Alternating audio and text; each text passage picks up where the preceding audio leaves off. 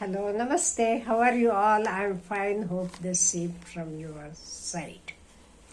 Nowadays, the problem between the parents and the students is students are not interested in studying. They are all the time bothered about the mobile and all. But what is this learning then? Learning is a creative process. And how we can make it more interesting? By making a creative experience, we can make it more interesting.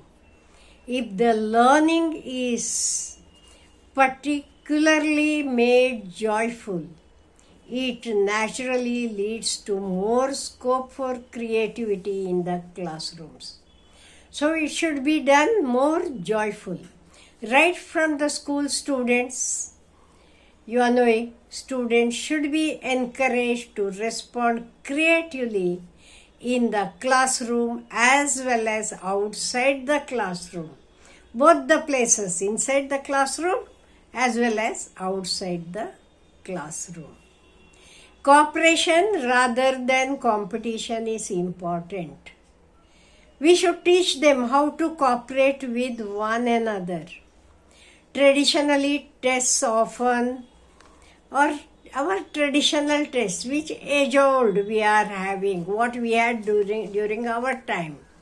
So these traditional tests often motivate a few students and also their parents to achieve personal excellence through individual efforts. Those who score good marks, they are always interested, and where weaker students, they are least bothered.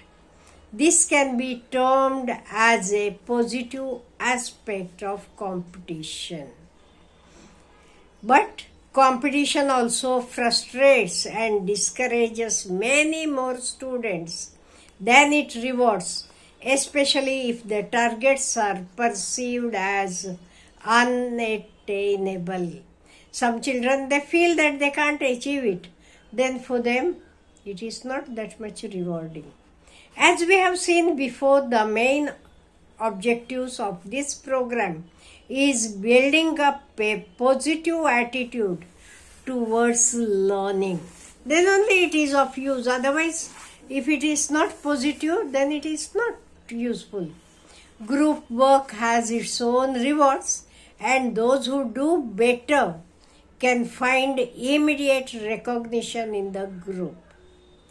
If we succeed in showing them ways of helping the others to achieve the same targets, learning can take place more efficiently, and it would be possible to enhance its quality on a larger scale. This does not imply that it is an easy task. Is it so easy? No. The teacher in such a classroom will have to be alert to the transactions in the groups all the time, and will have to deal with the problems sensitively. But after an initial period of setting up the groups and smoothing the interpersonal relations within the groups, the teacher will in fact find his or her task made much easier. Only in the beginning, she has to take more, efforts. Later on, when she finds that the groups are able to take some of their own interpersonal skills and arrange themselves, then she will find that it is easier and they will do it. And personally, we had practiced many of these. We had done the groups, and the group learning is much more easier, and it helps the students a lot. It has been proved, because group learning, it it is having some interpersonal skills children will be, you are knowing, what I can tell, knowing each other. They will learn from each one, and that is why this group learning will help them a lot. And the atmosphere also will be good for both mental as well as physical. For the study, the atmosphere, that is physical as well as mental, should be calm and quiet. If you have you are knowing, separate room in your house for your child, it is well and good. Otherwise, let him have a particular place to study even in the house. And then you are knowing the child will be able to concentrate well. And all the things you can't study with the group. That is what I feel, my personal experience, or what I many times practice with my granddaughter. That is, some things are good, but some they have to learn on their own. So making the children to learn in a better way is good. You can have group studies for some. For some you can have individual studies. For individual study, if you are having separate room in the house, well and good. Otherwise, you should have a particular place for his studies. When he goes to that particular place, he should feel that, now I should open my book and study. As how we go to the temple, what we do? Naturally we join our hands and we start praying. Why it happens? It is because of the atmosphere. The same thing can be created even in the house as well. We should keep a particular place for the children. Otherwise, what happens? The child, today he will sit here, tomorrow there, day after tomorrow in some other place. No. There should be particular place, particular timing as possible. If possible, you can have.